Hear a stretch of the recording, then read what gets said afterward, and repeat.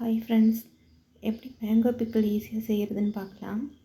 அதுக்கு ஒரு 2 மாங்காய் நான் பெரிய மாங்காய் எடுத்துருக்கேன். இந்த மாங்காய் வந்து நம்ம துண்டாக நல்லா ஃப்ரெஷ்ஷாக அரிஞ்சிக்கலாம். அரிஞ்சிட்டு சுத்தம் பண்ணி அதை ஒரு பாத்திரத்தில் எடுத்துக்கோங்க. நான் சட்டி யூஸ் பண்ணுறேன்.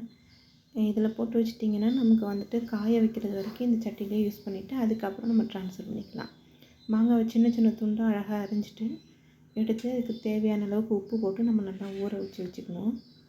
நான் அதுக்கு ஒரு 2 ஸ்பூன் அளவுக்கு உப்பு போட்டிருக்கேன்.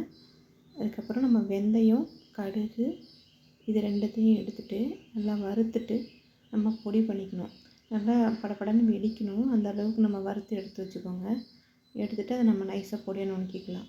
இப்போ நம்ம உப்பு போட்டு மாங்காவை ஒரு நாள் ஃபுல்லாக ஊற வச்சுருக்கோம். ஊறிடுச்சு.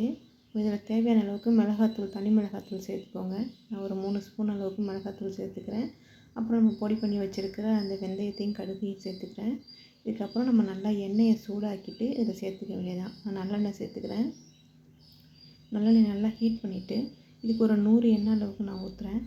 ஊற்றிட்டு நம்ம நல்லா கலந்து விட்டுட்டு தொடர்ந்து இதை வந்து ஒரு 2-3 நாளைக்கு வெயிலில் வைக்கணும். அவ்வளோதான், வேறு எதுவுமே நமக்கு அதில் வேலை இல்லை.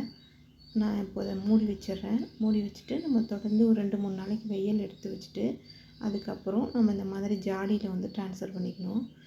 இதுக்கப்புறம் அதில் எண்ணெய் பசை தண்ணி பசை சுத்தமாக இருக்காது. ஸோ நமக்கு வீணாக போக சான்ஸ் இல்லை. நீங்கள் டேஸ்ட் பண்ணி பார்த்துக்கோங்க. உங்களுக்கு எதுவாவது குறையிற மாதிரி இருந்ததுன்னா, காரமோ இல்லை உப்போ கம்மியாக இருக்க மாதிரி தெரிஞ்சதுன்னா நீங்கள் கலந்துக்கோங்க.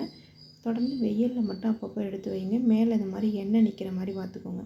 நம்ம ப்ரிசர்வேட்டிவ்ஸ் ஆட் பண்ணதுனால வீணாக போகாமல் இருக்கும். தேங்க்யூ.